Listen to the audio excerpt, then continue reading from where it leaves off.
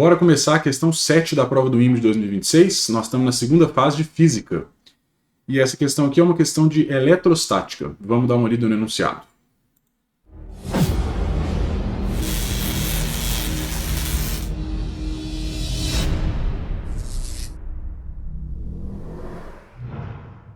Fala, meu povo, tudo na paz? Quem vos fala é Jesus.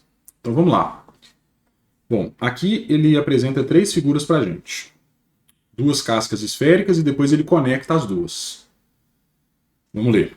A figura mostra uma casca metálica condutora de espessura A, com partícula mais Q fixada no centro da cavidade, de raio A também.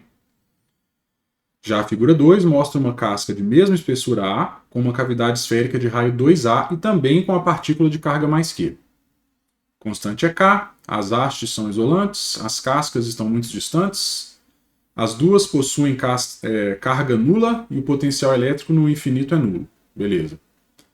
Considerando a geometria das figuras, calcule o potencial elétrico em R igual a A no circuito da figura 1. Beleza. Então a figura 1 você tem A, depois 2A. Beleza. Então vamos lá. Bom, essa questão aqui é extremamente clássica. Já caiu várias vezes. O ITA, por exemplo, gosta muito. Mais até do que o IME. Mas vamos lá. O que está acontecendo nessa casca esférica? Você tem aqui uma esfera dentro da outra, não é assim? Mais ou menos desse jeito aí. Aí. Lembrando que a casca, essa parte aqui, ó, é a parte condutora. A parte de dentro ali não, a parte de dentro é vácuo. Tem que lembrar disso. A gente tem que lembrar como é que faz para calcular o potencial em condutores. Basicamente é isso. Pronto. Bom, e aí tem um jeito bem fácil da gente fazer essas contas. O jeito é o seguinte. Pega um condutor. Isso aqui é tudo condutor. Não tem esfera, nem casca, nem nada não. Tá? Tudo aqui é condutor. Aí o que vai acontecer com as cargas? Elas vão para a superfície, não é assim? Pronto. Eu vou tirar isso aqui só para não atrapalhar. O que eu posso afirmar sobre o potencial elétrico em qualquer ponto de um condutor? Que ele é o mesmo. Porque imagina que aqui tivesse 10 volts e aqui 8. O que ia acontecer? Ia ter carga, né? Depende da negativa ou da positiva, mas ia mexer. Porque se tem diferença de potencial, as cargas vão querer se movimentar. Agora, se o potencial for o mesmo, aí as cargas vão ficar paradas. E aí o condutor está em equilíbrio. Então toda vez que o condutor estiver em equilíbrio, o potencial em todos os pontos na superfície e internamente a ele são iguais. Tá? Os potenciais são iguais. Beleza. Como que eu faço para calcular esse potencial dentro de um condutor? Você vai calcular o potencial da superfície. Já que você sabe que o potencial é igual a qualquer ponto, foca na superfície. Nesse ponto aqui, por exemplo, qual que é o potencial ali? É K vezes a carga dividido pelo raio. Pronto. Beleza? Então é assim que funciona para você calcular o potencial dentro de um condutor. É só você pensar na superfície. Agora, então, quer dizer o seguinte, nesse ponto aí que eu circulei é KQ sobre R. E nesse ponto aqui também. E nesse também. E nesse também. E nesse também. E nesse também. Qualquer ponto é KQ sobre R. Então, quando você está analisando um ponto e a carga geradora do potencial, por exemplo, esse ponto, e a carga geradora está para fora daquele ponto, o que você faz? Considera a superfície. Não precisa se preocupar com nada. Agora, e se eu quisesse o potencial aqui, ó, fora do condutor? Aí é fácil também. Sabe o que você faz? Você considera como se toda essa carga aí estivesse no centro. E aí você usa essa distância aqui, ó. Então, resumindo, você quer o potencial fora do condutor? Junta as cargas todas no centro. Você quer o potencial dentro do condutor? Usa a superfície. E pronto, está resolvido. Então vamos lá. Ele me pediu o potencial a uma distância A, né? Quando R for igual a A. Então aqui a gente tem uma carga. Daqui a pouco eu coloco as cargas. Deixa eu só representar os pontos primeiro. Então ele quer esse ponto aqui, ó. Vamos chamar esse ponto de P aí para facilitar a vida da gente. Pronto. Então ele quer o ponto P. Bom, agora vamos falar sobre as cargas. Tem uma carga mais Q dentro dessa esfera. Vou fazer de vermelho. Aí vai acontecer o processo aqui da indução total, né? Quando você tem uma carga e a esfera engloba toda a região ao redor da casca, da carga, a carga induzida é menos Q. Só que a casca esférica ela é nula. A carga dela é nula, está escrito lá no enunciado. Então, se tem menos Q aí, tem que ter mais Q lá na extremidade de fora, na superfície externa. Então, essas seriam as cargas aí, tá?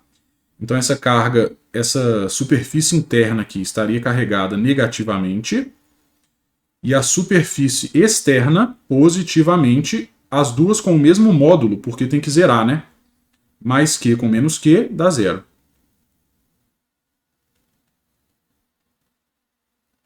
Então seria essa a situação. Beleza. Vamos analisar agora. Nós temos 3 cargas para analisar. Em relação ao ponto P, a carga Q está dentro, então você usa a própria distância. Em relação ao ponto P, a carga menos Q e essa carga mais Q estão fora, então você usa a superfície. É sempre assim. Pega o ponto que você está analisando. Tá para dentro, usa a distância normal. Tá para fora, pega da superfície. E aí resolveu o problema. Então vamos lá. Qual que é o potencial em P? A carga lá dentro. KQ sobre a distância. No caso, a distância é A. A carga menos Q é menos KQ, só que ela está na superfície, né? Então você pega o raio da superfície, que coincidentemente é A também. E a última carga, que é KQ sobre, você pega o raio da superfície onde ela está, que é 2A. E aí, você percebe que esses dois termos aqui se cancelam.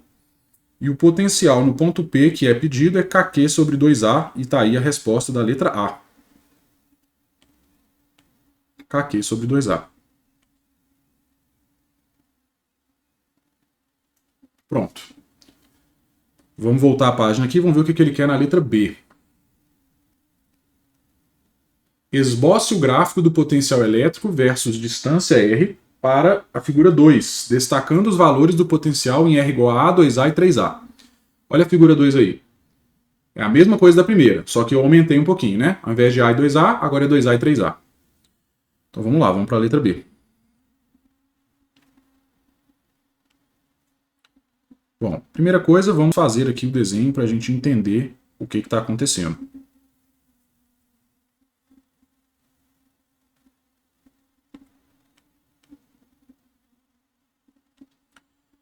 E lembrando também que a parte condutora é essa, né? Vamos ver se eu consigo fazer um desenho melhor agora. Porque aquele outro ficou meio ruim, né? Ah, tem jeito não. Mas tá bom, né?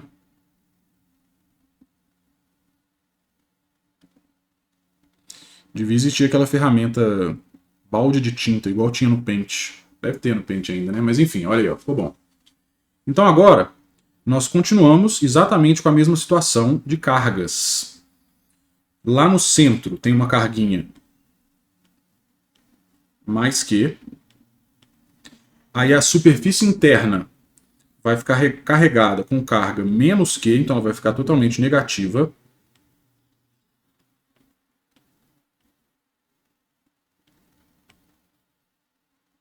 E a superfície externa vai ficar carregada com carga mais Q positivamente.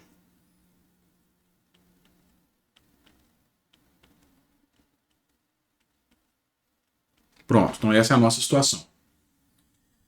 E agora eu quero o potencial em todas as distâncias. Então, por exemplo, pensa num ponto aqui, ó, onde eu marquei com X. Essa carga está dentro, então eu uso a distância.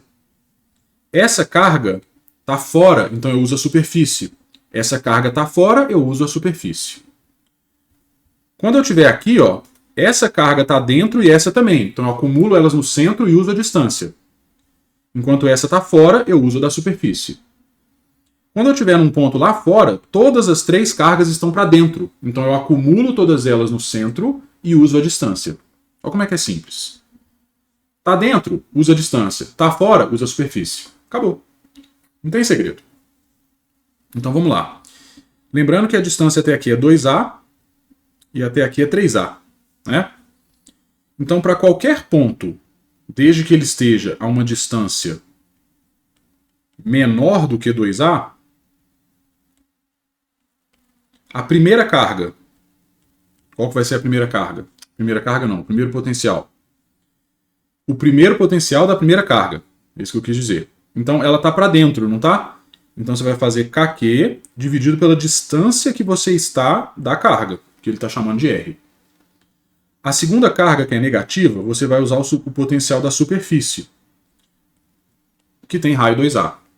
A terceira carga, você também vai usar o potencial da superfície, que tem raio 3A. E acabou, está aí o potencial para qualquer ponto lá dentro, lá na região onde tem vácuo. Beleza. Agora, a gente vai calcular se a distância estiver entre 2A e 3A. Ou seja, na parte azul, que eu pintei de azul ali, que é dentro do condutor. Ali você sabe que tem que dar constante o potencial, hein? Então toma cuidado, vamos lá. A primeira carga mais Q e a segunda carga menos Q estão para dentro do ponto analisado. Então eu acumulo as duas no centro. Só que olha que beleza. Quando eu acumular as duas no centro, mais Q com menos Q, zerou. Então elas não vão fazer nenhum efeito. A única que vai fazer efeito é a carga que está do lado de fora, que é kq sobre 3A. Isso foi exatamente o que aconteceu no item A, né? Tá vendo que cortou os dois fatores? E por último, eu quero agora estar fora do condutor, R maior do que 3A. E agora você junta todas as cargas no centro. Quando você junta as três no centro, vai sobrar mais Q, né? E aí você usa a distância até o centro, que ele chamou de R. Então essas seriam as expressões para o potencial. Aqui você pode pôr um menor ou igual, maior ou igual, onde você quiser, porque o potencial é contínuo, tá? Normalmente a gente faz desse jeito aí. Então como é que ficaria o gráfico desse potencial elétrico aí? Vamos lá.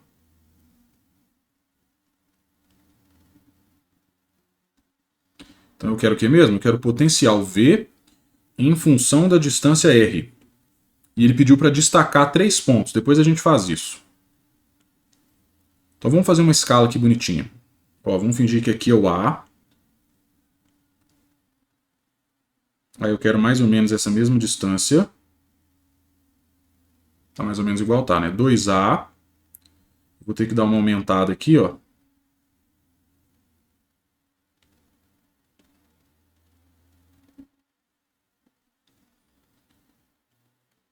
E agora o 3A.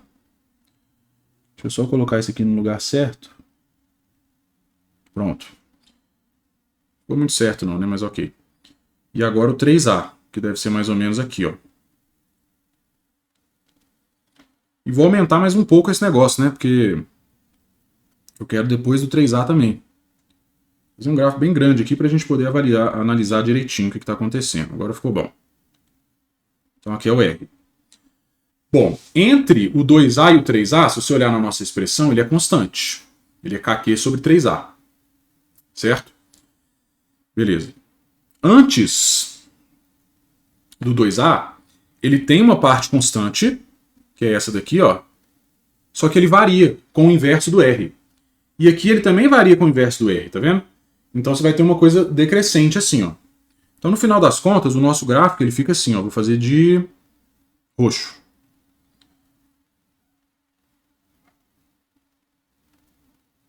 Entre o 2A e o 3A nós temos essa situação. Já vou pontilhar aqui só para eu não me perder.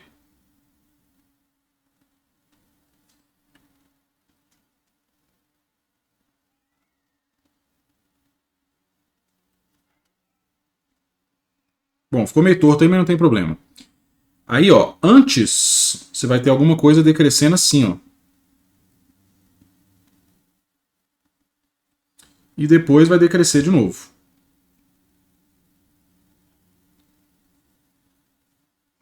Agora eu só vou dar uma ajeitada aí no...